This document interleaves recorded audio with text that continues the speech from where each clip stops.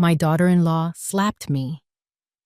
But when she saw the 70-mother mansion still in my name, she called me 39 times. I still remember the sting on my cheek that winter afternoon, the sound of my own breath shaking as my daughter-in-law walked away without a word. Hours later, she stood in my living room again, smiling as if nothing had happened, and talking about how a woman my age shouldn't have to manage such a big house.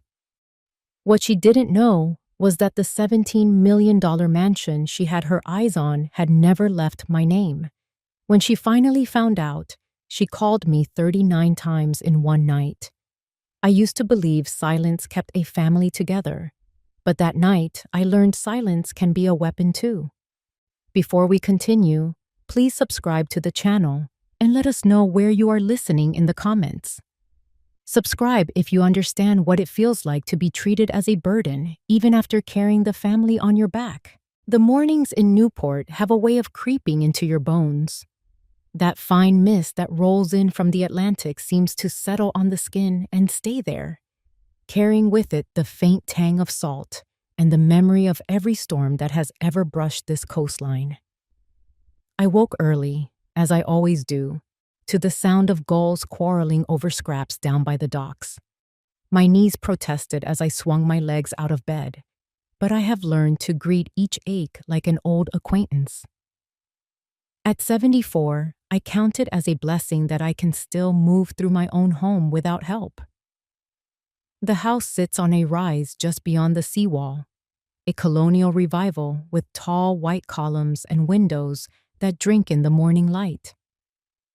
I have lived here for nearly 40 years. Every room carries the shape of my life.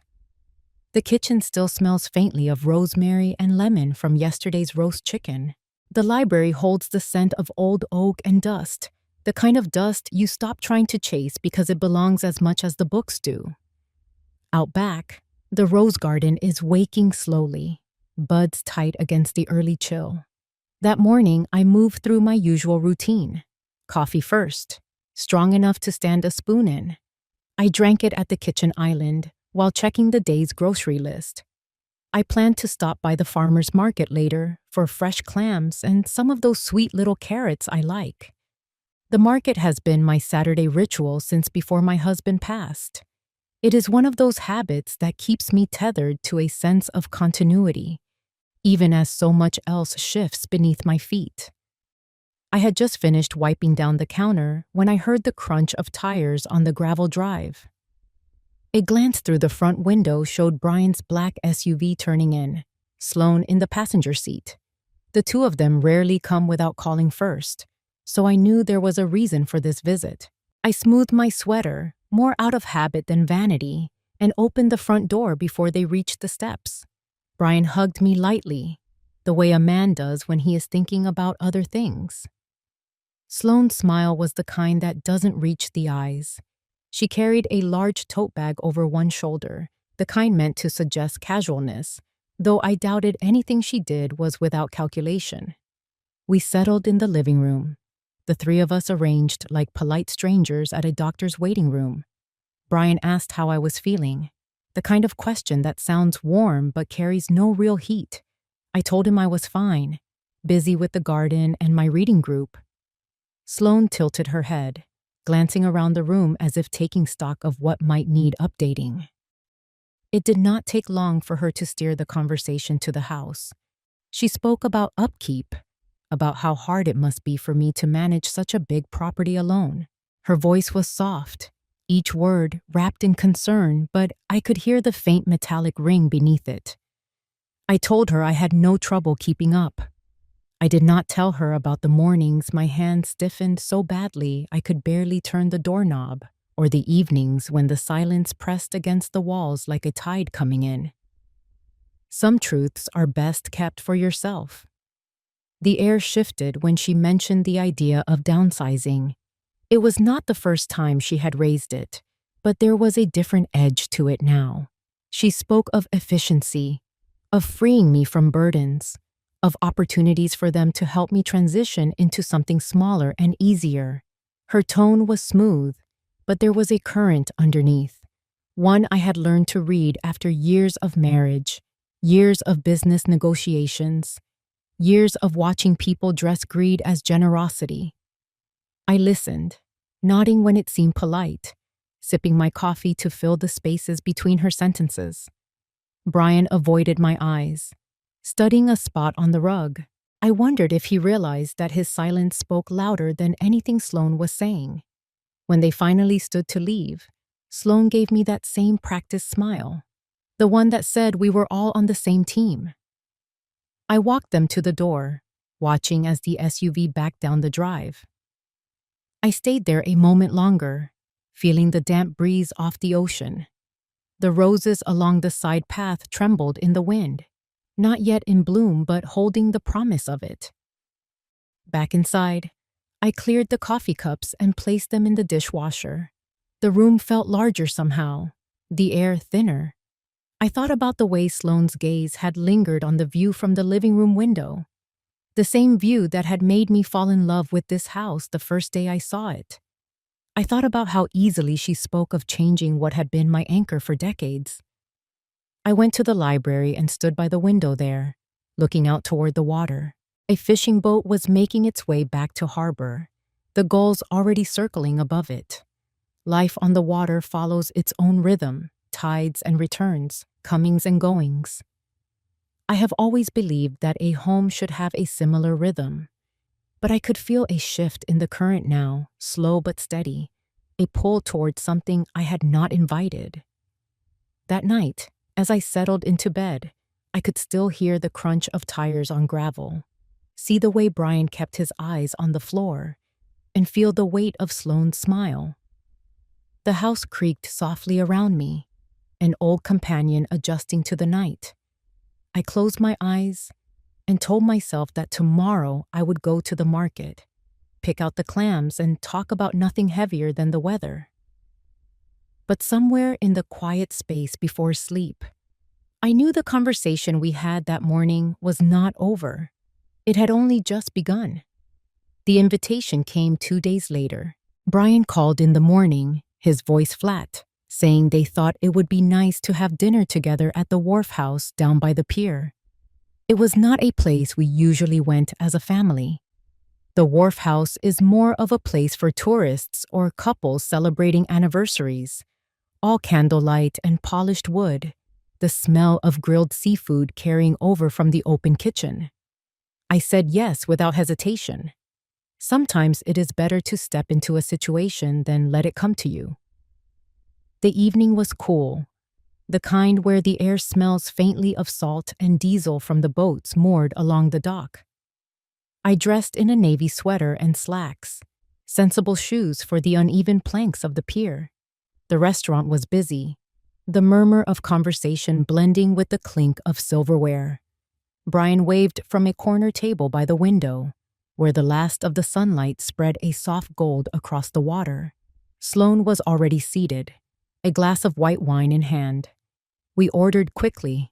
I chose the grilled swordfish, something I have eaten here for years, though never with them.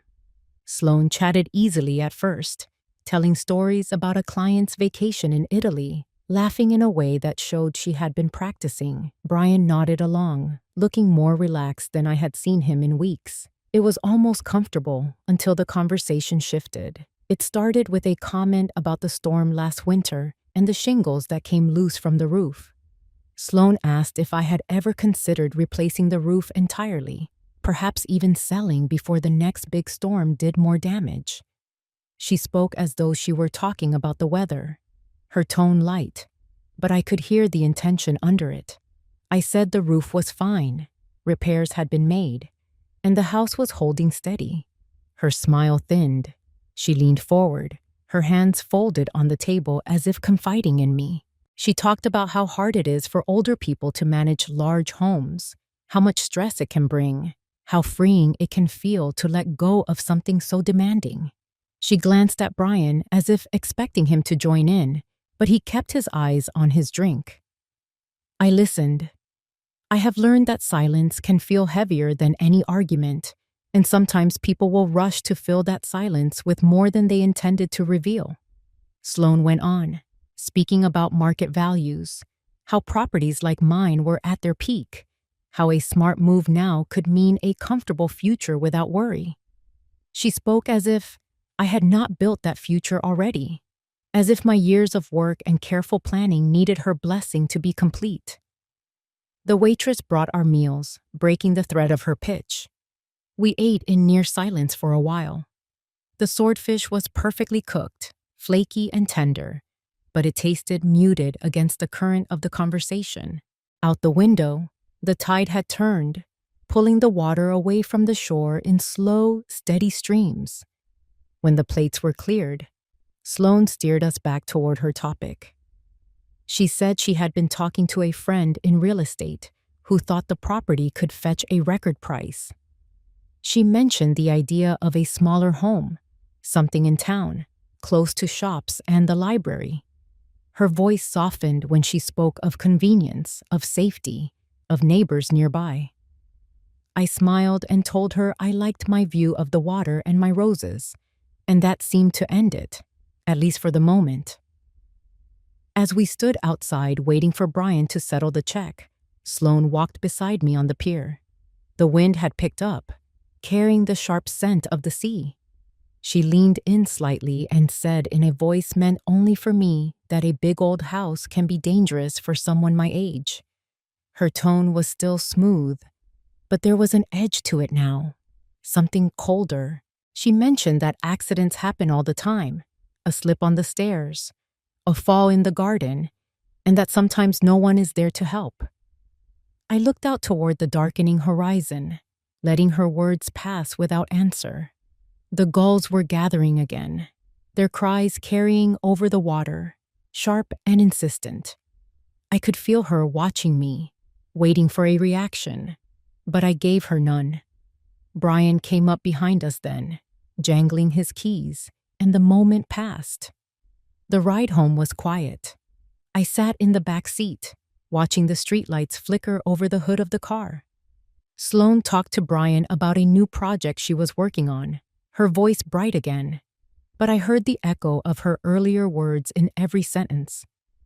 When they dropped me off, I walked up the path alone. The roses along the side were just beginning to open, their petals pale in the moonlight. I paused at the front door, letting the sound of the ocean steady me. Inside, the house felt solid, the walls holding their quiet like a promise. I knew the conversation at dinner had not been about storms or convenience or safety. It had been about control, about seeing how far she could press. I closed the door and locked it, the click of the bolt louder than usual in the stillness. Upstairs, I changed into my nightclothes and sat by the window for a long time, watching the reflection of the moon ripple across the water. The air was cool against my face, and I breathed it in slowly. Whatever current she thought she was setting in motion, I could feel my own rhythm underneath it, steady and sure. And I knew, with the same certainty I know the tide will always return, that this was not the last I would hear of her plans. The afternoon slid in gray and heavy, the kind of sky that pressed low over the water until the horizon looked bruised. I had spent the morning pruning the roses and sorting mail at the kitchen table, routine work that keeps a house honest. Just after 3, I heard the car again on the gravel and felt that small tightening in my chest that had become familiar. I wiped my hands on a towel and went to the front hall. The doorbell chimed, bright and polite. I opened the door to find Brian on the step, shoulders set as if bracing for wind, and Sloane behind him with a new handbag and a look of composure that sat too neatly on her face. We moved to the living room because that is where families pretend to be their best selves. The surf sounded faint through the windows, a soft pulling and returning that usually steadies me. Today it sounded like a clock I could not slow. Sloane began with concern. She had been thinking about safety. She had read about break-ins along the coast. She worried about me alone in a big house. She said a locksmith could change the back door hardware in an hour, and she had already spoken to someone about a schedule. Her words were smooth, each one placed with care like dishes set out for company. I said the locks were fine. I said I preferred to keep my keys and my routines as they were. Her smile did not change, but something else did. She walked to the back of the room and looked out at the yard as if considering where to put a fence. She said there had been incidents with older homeowners. She said it was unwise to ignore risk. She said she and Brian were ready to take responsibility. Brian stood by the mantel, silent, studying the framed photo of his father in a navy blazer, a photo that sits there like a lighthouse in a fog. I felt the distance widen between the three of us, even though we were only a few steps apart. I told them again that I would not change the locks and that any decisions about the house would be mine. I spoke evenly because I have learned that volume rarely wins what dignity can. The room cooled by a degree. Sloane turned from the window and crossed the rug, her heels pressing little crescents into the wool. She began to talk about stairs and bathtubs and the stories she had read where a preventable fall turned into a tragedy. She used the word liability. She used the word transition. She used the word necessary. Each term landed with the flat weight of paperwork. I felt something old and hot rise in my throat. Not anger so much as refusal finally taking shape. I said no. I said it once. Then again. She moved closer. Her perfume was light and sharp, a citrus that made the back of my mouth taste metallic. She was smiling, but her eyes were fixed and bright.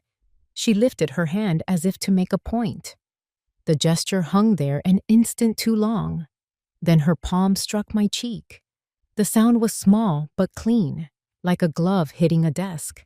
The sting came fast, then a bloom of heat that spread to my ear and jaw. Time did a small trick. Everything slowed, then rushed back. The surf rose and fell outside. The clock on the far wall ticked with ferocious calm. My hands stayed at my sides. I did not step back. I did not speak.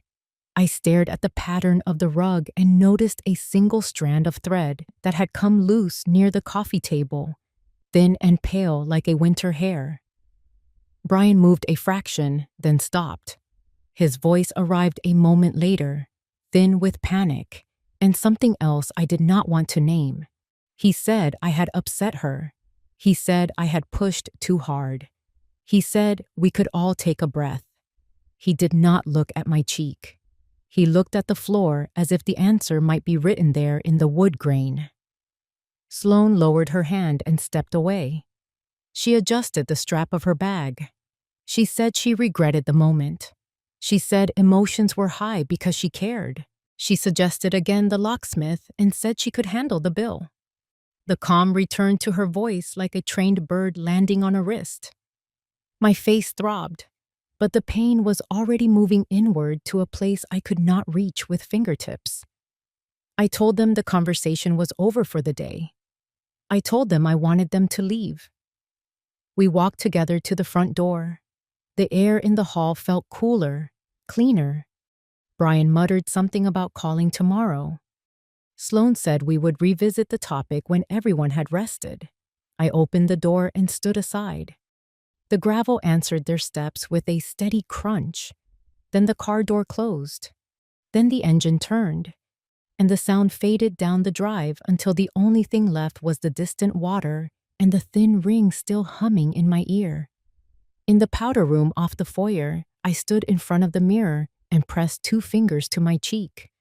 The skin was flushed a deep pink that would pass by morning. I ran cold water over a washcloth and held it there, counting to 30 the way a nurse once taught me. My reflection looked exactly like me, only more alert, as if a lens had been shifted and now the edges were too sharp. I thought of the words Sloane had used all week, the tidy language of care and efficiency, and how easily a hand could slip out from behind those words. I walked through the house and locked the doors.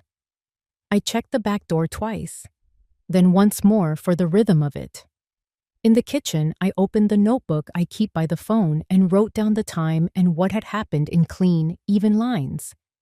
I have always kept records, numbers from the store, appointments, notes from meetings. Now I added this: a line for a hand and a room and a silence that followed. By evening, the sky had cleared to a thin blue. I took a slow lap around the garden, not because the roses needed me, but because the air did. I moved carefully down the steps and across the flagstones, breathing in the damp green of the lawn. A neighbor waved from the street and I lifted my hand in return. My cheek had cooled, but the memory of heat lingered like a ghost in the skin. I knew I would sleep lightly. I knew that what had been hinted at over dinners and careful phrases had crossed a threshold in my living room. Back inside, I made tea and sat at the kitchen table. The house held me the way an old coat holds a familiar scent. I listened to the kettle settle, and the refrigerator hum, and the faint click of the hallway clock. I thought about the next steps I would take, and how I would take them without hurry. There is a kind of work that requires noise, and another kind that calls for patience, for a pen, for a folder set aside in a drawer that no one else opens. I closed my eyes and felt the weight of the house under my feet. The tide was moving. The current was real.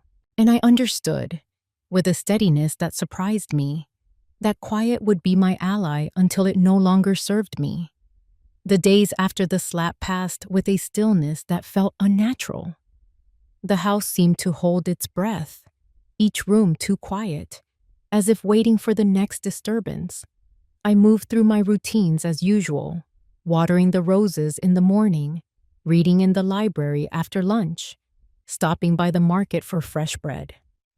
Outwardly, nothing had changed.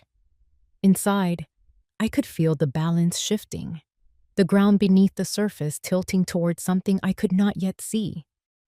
It started with small murmurs. At the church kitchen, where I volunteer on Thursdays, a woman I barely knew leaned over the counter while we chopped vegetables and asked if I was doing all right at home. She mentioned hearing that I had left the oven on all night last week. I smiled politely and said the soup needed more salt. In the pool at the senior center, two acquaintances from my water aerobics class exchanged a look before asking if I had found someone to help me with the garden. The words were framed as kindness, but the undercurrent was there. I have lived long enough to recognize a pattern when I see one. These things do not happen by accident. They start with a phrase in a conversation, something that can be passed along with a tilt of the head, a suggestion that someone is slipping, losing track. It is a quiet sort of sabotage, one that leaves no fingerprints but works its way into the minds of neighbors and friends until it becomes something they believe they saw for themselves. Back at the house, I began to notice other changes. The cabinet in my study, where I keep important documents, looks slightly out of line with the carpet pattern. The top drawer of the desk in the library, the one that sticks a little, had been pulled all the way out and pushed back in without the usual scuff mark it leaves when I close it. These were not accidents. Someone had been inside those drawers, looking for something they thought I would not notice was gone. I did not call Brian. I did not confront Sloan. I have learned that to react too soon is to tip your hand. Instead, I took a slow walk down the gravel drive to the mailbox and then kept walking along the road until I reached May's house. She was in her yard, trimming back the lavender bushes, her wide-brimmed hat pulled low against the sun. She saw me coming and set the shears aside, her eyes narrowing just enough for me to know she had been expecting a visit. We sat on her porch with iced tea, speaking of small things until I told her about the oven story, about the questions at the pool, about the drawers. May has a way of listening without blinking, as if she is catching every word in a net. When I was done, she nodded once and said she would keep her ears open. In a town like ours, information travels faster than the tide, and May knew exactly which currents to watch. That night, I walked the house after dark, checking locks, looking for signs that someone had been inside again. The back door latch felt loose, though it had been fine the day before. I tightened the screws myself and made a note in my kitchen notebook. I began carrying that notebook from room to room, jotting down anything out of place, no matter how small. The following afternoon, I called Leighton's office. I told his assistant I wanted to review the status of my estate documents, especially the deed to the house. There was a pause on the other end, the kind that tells you someone is suddenly paying closer attention. She said he could see me the next morning. I hung up and felt the first real sense of steadiness I had had all week. As the sun went down, I sat in the library, the long light of evening stretching across the rug, and thought about how quickly a story can be rewritten if you let someone else hold the pen. I thought about my husband, about how we had built this life piece by piece, how many times we had chosen to keep something simply because it mattered to us. Those choices are easy to erode when you are not the one who made them. The phone rang just after 8. The caller ID showed Brian's number, but when I picked up, it was Sloane's voice. She asked if I had given any more thought to making the house safer, perhaps even looking at a few smaller places in town. Her tone was light, almost playful, but there was no mistaking the persistence. I told her I was fine and ended the call before she could press further. I wrote the time and her words in the notebook before I went upstairs. In bed, I could hear the waves pushing against the seawall, steady and certain in their return. I knew the rumors would keep circulating. I knew the visits and calls would continue. But I also knew something else now. Silence had always been my way of keeping peace, smoothing the surface before anyone could see the ripples underneath. The trouble is, once people start mistaking that silence for weakness, they stop respecting the water entirely. I turned out the light and let the darkness settle around me. Tomorrow, I would drive into Providence and sit across from Leighton in his office, and we would talk about locks and deeds and the way to hold on to what is yours without letting the whole world know you are holding it. For now, I would rest, because the work ahead would require patience. And patience I have always had in abundance. The drive into Providence was quiet, except for the hum of the tires on the highway and the occasional hiss of wind against the side mirrors. I had been to Leighton's office countless times over the years, most of them routine visits to update a trust document or review a property tax statement. Today felt different. I carried my kitchen notebook in my handbag, the one that now held more than grocery lists and rose pruning notes. Each line in it was a marker, a record of things I could not afford to forget. Leighton's office occupied the second floor of a red brick building that had once been a bank. The brass handles on the front doors were polished to a shine, the kind of shine that comes from someone taking pride in small details. His receptionist, a woman with quick eyes and a warm voice, offered me coffee while I waited. I declined, preferring to keep my hands steady. When Leighton stepped into the reception area, he greeted me the same way he always had, with a firm handshake and a slight tilt of his head, as though acknowledging something unsaid. We settled into his office, the windows framing a view of the river where a few fishing boats were tied up for the day. He asked what had prompted my call, and I told him plainly, I wanted to review the deed for my home and ensure the trust documents were in order. His brow tightened just slightly, enough for me to see that he was already thinking several steps ahead. He opened a drawer, withdrew a thick file stamped with my name, and set it on the desk between us. We went through the papers together. The trust was still active, the property still securely titled under the irrevocable trust we had established years ago. But then he pulled out a separate folder.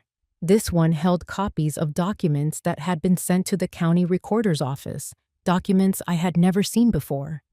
My name was on them in black ink, in a signature that looked almost exactly like mine, but not quite. There was a quit claim deed, transferring the house from the trust to my son and daughter-in-law jointly, and a power of attorney authorizing them to make all decisions on my behalf. Both bore dates from less than 2 weeks ago. Leighton slid the papers toward me. I studied the signature, my eyes tracing the curves of letters that I knew were not my own hand. The loops were too wide, the pressure too uneven. Whoever had done it had studied my handwriting carefully, but not carefully enough. I kept my voice even as I said that these were not my documents and that I had not signed them.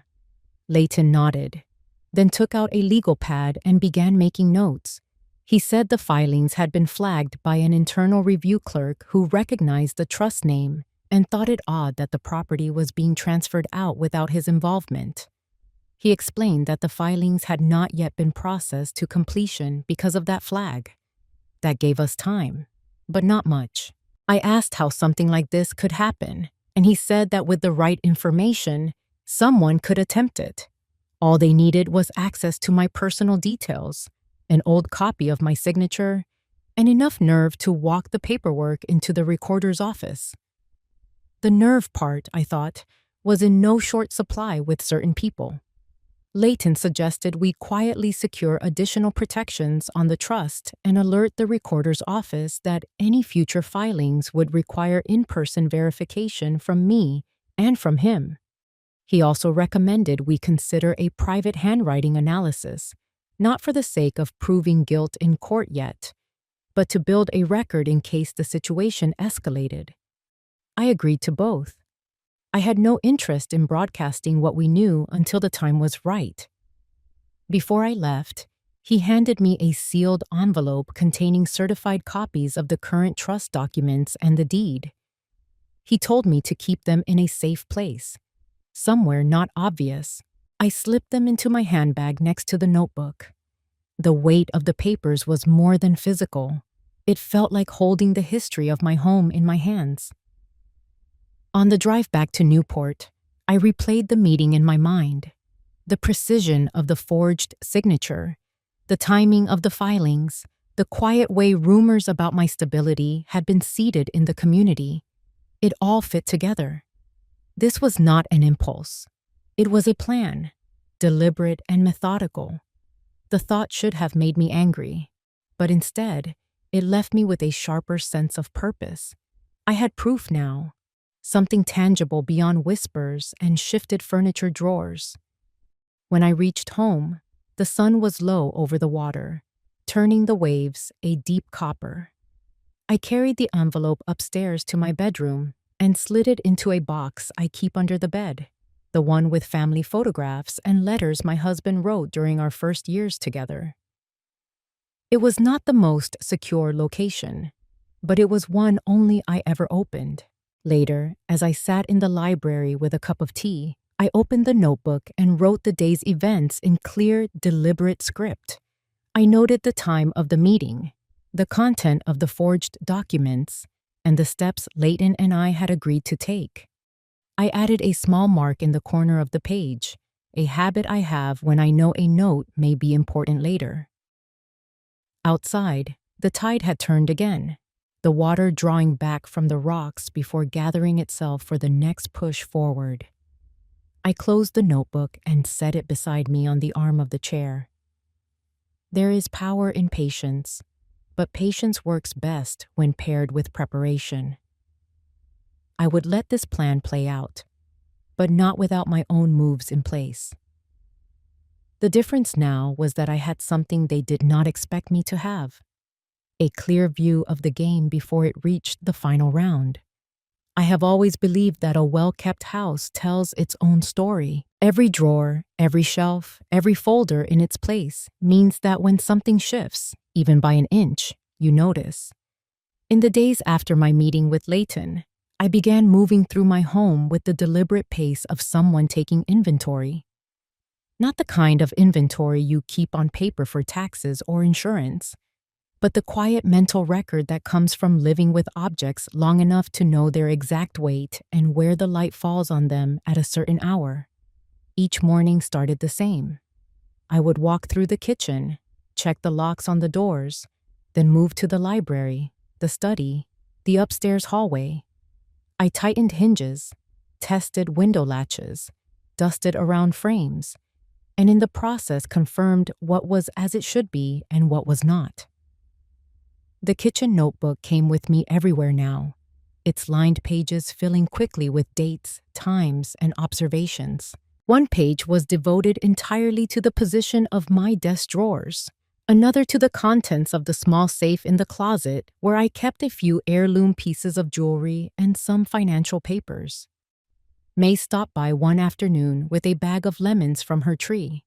We sat in the sunroom, the glass warming us despite the chill outside. I told her, without going into the full detail of Leighton's findings, that I was keeping a closer eye on things. She listened without interruption, only nodding once when I mentioned the desk drawers. Then she offered to be my second set of eyes in town. If Sloan or anyone connected to her began asking questions in places they did not belong, May would hear of it. In a small community like ours, news moves faster through the people who are never in the headlines. That night, after dinner, I began the task of reorganizing the upstairs storage room. Most of it was the usual mix of seasonal decorations, old linens, and boxes of books. But in the far corner, I kept a locked cabinet. Inside were file folders from the years I ran the stores, along with personal records. I pulled everything out, checked for signs of tampering, then repacked it with the most current and sensitive documents buried at the bottom. The key went into a small tin I placed in the back of a kitchen drawer under a layer of dish towels. The following morning, I noticed the back door again. This time it was not just the latch. There was the faintest mark on the paint near the frame, the kind that could come from a tool slipping while trying to fit it into a lock. I took a photograph, printed it, and added it to the folder I had begun in my desk. On a separate page in the notebook, I recorded the date, time, and a note that the mark had not been there the day before. By midweek, I had installed a small motion-activated light above the back entrance. I told no one about it, not even May. The plan was simple. If someone came that way again, I would know. That evening, while sorting through old receipts in the library, I heard the faint click of the front gate. When I glanced through the curtains, I saw a woman in a dark coat walking past slowly, pausing for a moment at the edge of the drive before continuing on. It could have been nothing, but in times like this, you learn that what looks like nothing often isn't.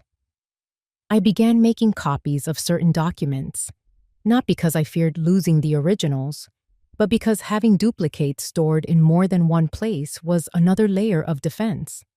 Some went into a safe deposit box at the bank in town. Others I entrusted to Leighton's office. The act of creating those copies felt oddly calming, as if each one was a stone laid in a wall no one else could see but me. The routine, as precise as it was, did more than protect the house. It steadied my mind. There is a temptation, when you know someone is working against you, to become reactive, to meet every move with an immediate counter. But experience has taught me that not every action needs to be visible. Sometimes the most effective work is the kind done in quiet, when no one is watching. When you can shape the field to your advantage without your opponent even realizing it has shifted beneath their feet. Late on Thursday, as I was putting away groceries, the phone rang.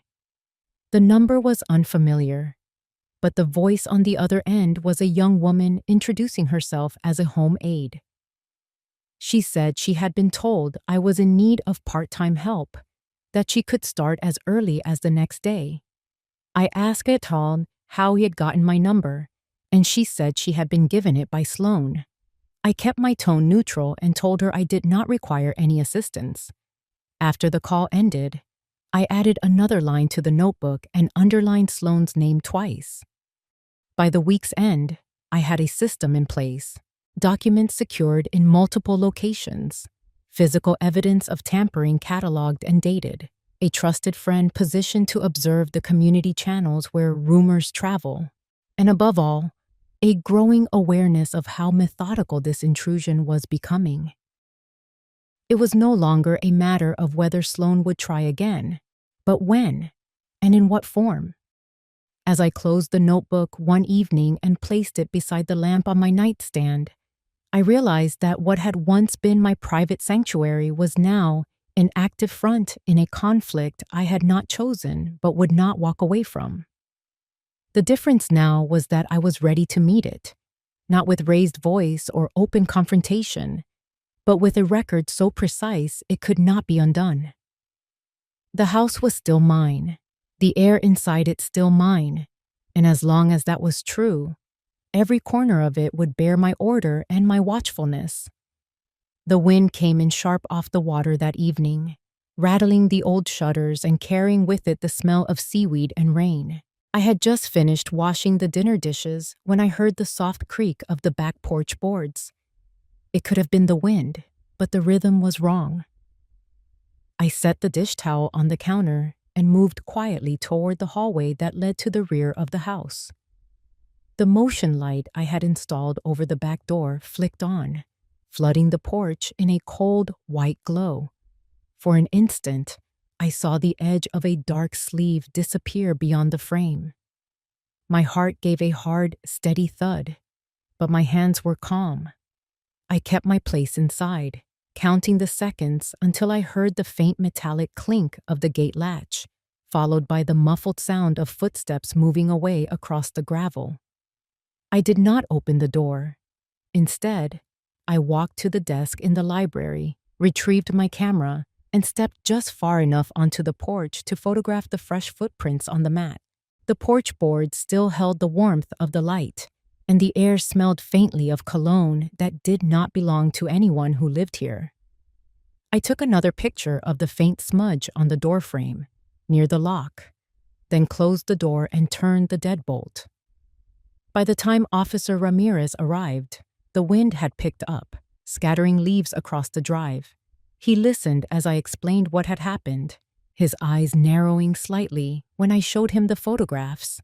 He knelt to inspect the doorframe, confirming that there were new marks, shallow but telling. He did not speculate on who might have been there, only said that whoever it was had some experience with locks. I told him I wanted this documented, and he nodded, writing it into his report. After he left, the house seemed quieter than usual, as if it too was listening. I walked through each room, checking the windows and doors again.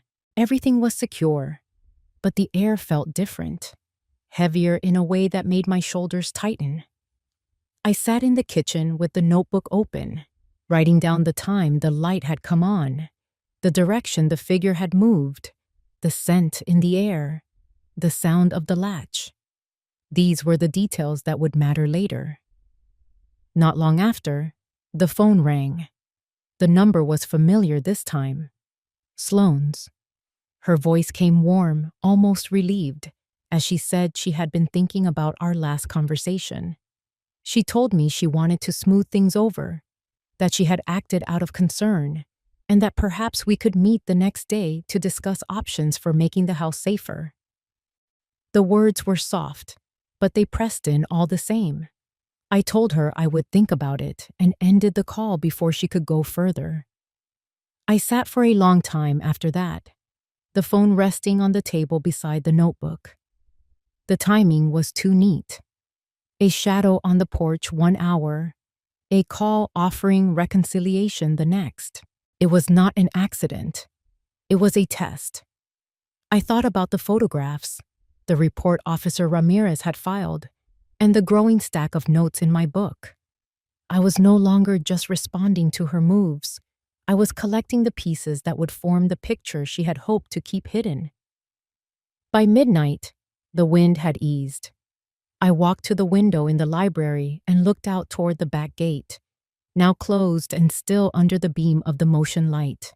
The garden beyond swayed gently, the roses bending under the damp air. The house stood steady around me, each lock turned, each curtain drawn, I knew they would try again, and when they did, I would be ready to meet them with more than words. The next morning broke with a pale sky and a thin layer of frost on the lawn. I moved slowly through my routine, the night before still sitting in my chest like a weight. The photographs from the porch lay on the kitchen counter, alongside the police report Officer Ramirez had left me. I slid both into the growing folder in my desk, locking it before I poured my coffee. By mid-morning, the phone rang again. This time, the caller ID showed the number of the bank in town. Lara, the young woman who managed my account there, spoke in a quiet voice. She said someone had been in asking questions about procedures for using a power of attorney to authorize the sale of property.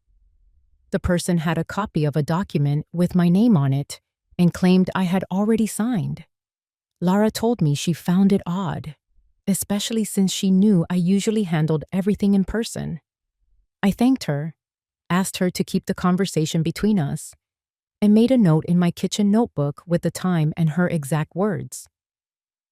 After I hung up, I sat at the table for a long while, letting the pieces arrange themselves in my mind. The late-night visitor, the sudden offer from Sloan to meet, and now this inquiry at the bank. It was not just persistence anymore. It was acceleration. She was pushing toward something, and she believed the ground had been cleared for her. That afternoon, May stopped by with a bag of fresh rolls from the bakery. We sat in the sunroom, the winter light spilling over the glass table between us. I told her about Lara's call, about the copy of the document, and the questions at the bank. May's eyes sharpened in that way they do when she is fitting a puzzle together. She reminded me to keep my calm and let the rope play out, the same way her father had taught her to fish. Sometimes, she said, you have to let the line run until the catch takes itself. Later, I called Leighton and told him what Lara had said. He asked me to come by his office the next morning and to bring both my notebook and any copies of documents I had. His voice was steady, but I could hear the undercurrent of focus. He told me we were at the point where timing mattered. As dusk came in, I pulled on my coat and walked the perimeter of the property. The roses were bare now, their canes dark against the pale soil. The air smelled faintly of the sea, and the cold made each breath feel sharper. I paused at the back gate, running my fingers over the latch. The motion light above the porch clicked on behind me, throwing my shadow long across the yard. For a moment, I imagined another set of steps on the path, just out of view, but there was nothing except the wind moving through the hedges. Inside, I set water to boil for tea and opened the desk to review my notes. There was a certain satisfaction in seeing the record take shape, dates, names, events, each one tied to something tangible. I added Lara's call and underlined it twice. I knew now that whatever meeting Sloan wanted, it would not be for reconciliation. It would be for positioning, for making her next step seem inevitable. The phone stayed silent for the rest of the night. The house was still, the kind of stillness that comes before a change in the weather. I sat in the library with my tea, watching the lamplight pool across the rug, and felt the quiet stretch out like a held breath. In the morning, I would go to Leighton with what I had. The more she pressed, the more she revealed, and when the moment came, I intended to have every detail in place. Leighton's office was warm and smelled faintly of cedar when I stepped in the next morning. Outside, the wind had picked up, carrying the scent of rain. He was already at his desk, a stack of files open in front of him, his reading glasses low on his nose. He gestured for me to sit, then closed the door. I handed him my notebook and the copies of every document I had, including the unsigned power of attorney that Sloan must have tried to mimic. He flipped through each page with a steady hand, occasionally jotting something on a legal pad. His eyes narrowed at Lara's note about the bank visit. He explained that forging or altering such a document was not just unethical, but criminal, and that we now had grounds to involve the district attorney if needed. We went over my timeline, matching each incident with the evidence I had collected. He nodded slowly, as if weighing the shape of the situation. Then he told me he had arranged a discreet meeting with a contact at the DA's office. For now, he advised, I should continue to keep my interactions with Sloane polite but limited, giving her no reason to suspect the extent of what I knew. By the time I left his office, the rain had started. I drove through town, the wet streets reflecting the glow of the traffic lights, and stopped at the small diner near the waterfront for a late breakfast. The waitress, a woman about my age with silver hair pulled back into a neat bun, brought me coffee and a plate of eggs without needing to ask for my order. It was a comfort to be in a place where the routine was unshaken, where people knew you for yourself, not for what they thought they could take from you. When I got home, the answering machine light was blinking, 39 calls, all from Sloane's number. I listened to none of them, letting the count speak for itself. The mansion's title, still in my name, had clearly reached her ears. Whatever patience she had was dissolving, replaced by a frantic energy that made her reckless. In the afternoon, I went to the library to retrieve a box of old records stored in the bottom cabinet. Inside were letters from my late husband's attorney, property deeds, and photographs from the years when the house was still filled with the noise of family gatherings. I took out the most relevant papers and placed them in a separate folder, the one I intended to bring to Leighton's contact. That evening, as the rain tapped against the windows, I sat by the fire and reviewed my notes again. The pattern was clear now. Sloane had moved from charm to pressure, then to manipulation, and finally to outright forgery. It was a steady climb toward a single goal. The difference now was that I was no longer moving blindly through her path. Every step she took left a mark I could trace. I closed the folder and set it on the table beside me. The storm outside was building, but inside, there was a sense of readiness settling over me. Whatever she tried next, I would not be caught unprepared. This was no longer about enduring her presence. It was about making sure she understood that my silence had been a choice, and that choice was about to end. 2 days after the rainstorm, Leighton called to tell me the meeting with the district attorney's contact was set. It would take place at a quiet office on the east side of town, far from the courthouse and any prying eyes. He reminded me to bring every piece of original documentation I had, along with the copies, and to be prepared to recount the sequence of events without embellishment. I spent that afternoon arranging my folder until it looked like the evidence binder from a courtroom drama, each page marked and in perfect order. The next morning, I dressed with deliberate care, a simple navy suit, low heels, and my late husband's watch, polished until the silver gleamed. It was not vanity. It was armor, the kind of quiet statement that said I was neither frail nor to be dismissed. The office was tucked into a converted brick warehouse, the kind of place most people would pass without notice. Inside, a narrow hallway led to a conference room where a woman in her 50s sat waiting. Her handshake was firm, her eyes steady, and she listened without interrupting as Leighton introduced me and outlined the case. I began with the earliest incident, the gradual shifts in Sloane's behavior, the manipulations disguised as concern, and finally, the forged document. Each time I laid a piece of evidence on the table, the woman made a note on a yellow legal pad. She asked about dates, names, and whether any third parties had witnessed key events. I gave her Laura's account, the bank clerk's change in demeanor, and even the small details, like the sudden disappearance of my original deed from the home office file cabinet. When I finished, there was a silence in the room, the kind that hangs heavy before a verdict. She closed her pad and told me the DA's office would begin preliminary steps quietly. It was important, she said. not to give Sloane any reason to suspect she was under investigation until they were ready to act. That meant I needed to continue my routine, as though nothing had changed. The drive home felt longer than usual. My thoughts kept circling back to the image of Sloane pacing her kitchen, phone in hand, making call after call that I would never return. Her world was beginning to shift beneath her feet, though she had no idea how far it might crumble. That evening, I decided to hold my weekly bridge game with 2 neighbors as usual.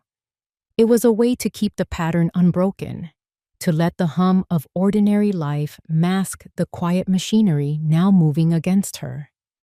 As we played, the conversation turned to small-town news, the new cafe opening on Main Street, the rising price of groceries. I smiled and played my hand as if my thoughts weren't elsewhere, as if I wasn't mentally mapping each step until the moment Sloane's bravado would finally collapse. Later, after the house was quiet, I poured a single glass of wine and sat in the den with the fire burning low. The folder of evidence lay on the table, the edges neatly aligned. I thought of the years I had spent building this life, the care I had taken to preserve the home and the legacy that came with it. For too long, I had let someone else treat that care as weakness. Now, each page in that folder felt like a stone in the foundation of something stronger. Outside, the wind began to rise again, rattling the shutters, a sign that another storm was on its way. I did not mind. Some storms, I had learned, were worth facing head-on. The first sign that something had shifted came late on a Thursday afternoon. I was in the kitchen, slicing apples for a pie, when my neighbor, Edna, called to say she had seen a county vehicle parked outside Sloane's boutique earlier that day. Edna had no reason to connect the dots, but I knew exactly what it meant. The district attorney's office was beginning to make quiet moves. I went about my evening as though nothing was out of place. The pie went into the oven, the laundry into the dryer, the porch light flicked on just after dusk. Yet beneath that rhythm, a low hum of anticipation ran through me. It was the first tangible ripple from the work we had put in, and I could almost feel it spreading outward. The next morning, Leighton called. His tone was calm but deliberate. He said an official request for certain financial records had been made through discreet channels, and that it would eventually reach Sloane's notice. The goal was to let her wonder, to let the uncertainty gnaw at her before she had anything concrete to react to. I understood the strategy. A mind like hers, one built on control, would start to unravel long before the real consequences arrived. By Saturday, I noticed subtle changes. The usual string of missed calls had slowed, replaced by the occasional text from an unknown number, likely her trying to get through without using her own line. I did not reply. Instead, I kept my phone face down on the side table, its silence more satisfying than any conversation could have been. That evening, I took a walk through the neighborhood. The air was crisp, the last of the autumn leaves skittering along the pavement. I passed the Hendersons' house and saw their grandchildren chasing each other on the lawn, their laughter ringing out against the early night. It struck me how different my own family's story had become, how far it had drifted from the simple warmth that used to fill my home. The thought did not bring sadness so much as resolve. On Sunday, Lara stopped by. She was quieter than usual, setting her bag down and offering to make tea without much small talk. When she finally sat across from me, she admitted she had heard from a friend that Sloane was acting unusually distracted at work, even curt with her regular customers. Lara didn't ask for details. She had learned not to, but I saw the flicker of curiosity in her eyes. I simply told her that some truths had a way of rising to the surface no matter how deeply they were buried. That night, I pulled the old family photo albums from the bookshelf. Not out of nostalgia, but as a reminder, page after page of birthdays, Sunday dinners, vacations by the lake. They were a record of the years before resentment and greed began to cloud the edges. Looking at them, I felt a strange mixture of loss and clarity. Those moments were gone, but they had shaped the woman sitting here now, steady and unwilling to be moved. By Monday morning, another call from Leighton confirmed the momentum was building. More records had been flagged for review, and discreet interviews were being planned with individuals connected to the property's transfer. He advised me to keep my schedule predictable, to avoid any sudden changes that might make Sloan suspicious. I spent the rest of the day in my garden, clearing out the last of the summer beds, the scent of damp earth rising as I worked. Each root I pulled, each wilted stalk I cut away, felt like a quiet echo of the process already underway in the shadows, removing what was no longer healthy, making room for something stronger to grow. The sun dipped low, casting long gold light across the yard. I stood there for a moment, hands still, knowing the fracture had begun. It was only a matter of time before the cracks widened enough for everything she had built on deceit to come tumbling down. The call came just after sunrise. Leighton's voice was calm, almost satisfied. The investigation had concluded, and the findings were clear. Every hidden transfer, every falsified document, every signature forged in haste was now laid bare in official language. The mansion, the land, the investments, all confirmed as mine. I sat at the kitchen table, coffee cooling in my hands, letting the weight of those words settle over me. Months of restraint, of biting back the urge to lash out, had led to this moment. It was not loud or triumphant, but it was final. By late afternoon, I heard from Laura again. She had passed Sloan in town and said she looked pale, almost brittle. I imagined the walls closing in on her, the frantic way she must have been dialing my number 39 times, each call a little more desperate than the last.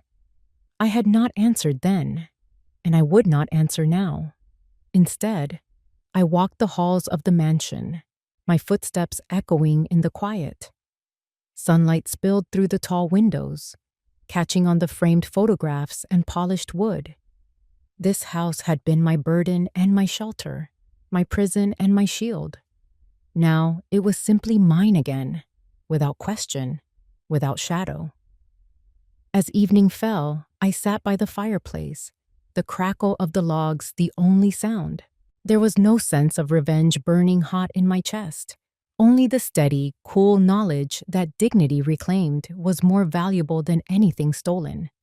I had not shouted, I had not begged. I had waited, and the truth had done the rest. In that stillness, I knew this was the closing of one chapter and the quiet beginning of another. My voice, once buried under years of silence, had returned, not in volume, but in certainty, and I would never lose it again.